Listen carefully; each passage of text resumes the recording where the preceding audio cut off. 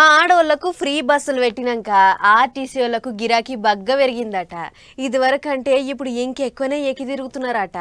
పట్నాలు పల్లెల పొంటి బస్సులు సందు లేకుండా నిండుతున్నాయి. నిన్న మా అవ్వ ఊరికెళ్ళి వస్తుంటే సీటుకొస్తాకరకు జర్ర జాగ దొరికితే అట్లనే కూర్చొని వచ్చింది. మస్తు రష్ ఉంటున్నది బస్సులల్లా.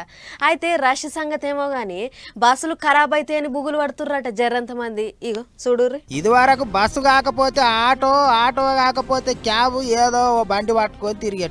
కానీ ఇప్పుడు పిరిగా ప్రయాణం అన్నాక మా అక్క చెల్లెండ్లు 600 అయినా బస్సులు ఎక్కే తిరుగుతున్నారు. సీటు కాడ పంచాదైన మాయే, మెట్ల కాడ చిన్న జాగ దొరికినా సరే సొర్రి లోపలికి పోతున్నారు. మస్తు ఇరుకుటం అవుతున్నాయి బస్సులు. కొన్ని జాగాలనైతే పబ్లిక్ పడతలేరు. జాతర లెక్క కిక్కిరిసిపోతున్నాయి బస్సులు.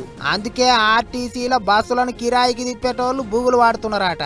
లక్షల రూపాయలు ఖర్చు పెట్టి బస్సులు కొని ఆర్టీసీల కిరాయికి తిప్పుతుంటే పబ్లిక్ మోతాదుకు మించి ఎక్కి మా బస్సులు ఖరాబ్ అయితే ఏం కావాలి, ఎవరు కట్టిస్తారు అని భయపడుతున్నారట. అందుకే ఆర్టీసీల కిరాయికి బస్సులు తిప్పుతున్న వాళ్ళంతా సమ్మె చేయాలని నిర్ణయం చేసిర్రట. 5వ తారీఖు నుంచి ఆర్టీసీలో ఉన్న కిరాయి బస్సులు అన్ని బంద్ పెట్టాలి అన్నట్టు చూస్తున్నారట. అంతేకాదు పని ఒత్తిడి పెరిగిందట. నిండుకుండ లెక్క నింపుకొని తిరుగుతున్న కిరాయి బస్సులు నడిపేటోళ్లకు గిట్టుబాటు అయితలేదట. బస్సులు ఏమైనా దెబ్బతింటే ఇన్సూరెన్స్ కావాలన్నట. గిట్ల మస్తు సమస్యలే ఉన్నాయట. అందుకే సమస్యలు పరిష్కారం చేయాలని సమ్మెకు దిగుతున్నారట.